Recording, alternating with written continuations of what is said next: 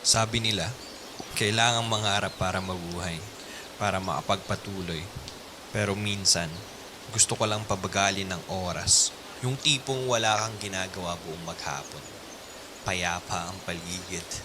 Tahimik na merong maaliwalas na simoy ng hangin. May mga paru-parong hindi mawari kung saan patungo. Mga ibong kumakanta, mga asong naglalaro. Gusto ko lamang huminga, damhin ang buhay, kung gaano ito kahalaga. Mas maayos kung simple, mas payapa. Magkaroon man ng problema, kayang ngumiti, kayang tumawa. Merong pamilyang buo, nandyan para makinig, nandyan para umalalay, nandyan para gumabay. Gusto kong pakinggan muli ang tunog ng orasan.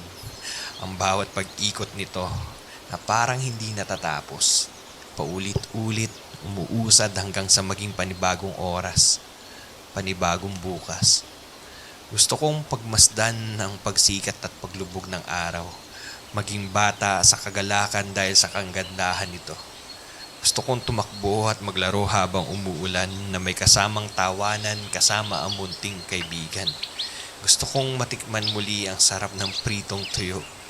Kasama ang kamatis at ang sinangag na kanin na lagyan mo pa ng toyo para pandagdag lasa at gana.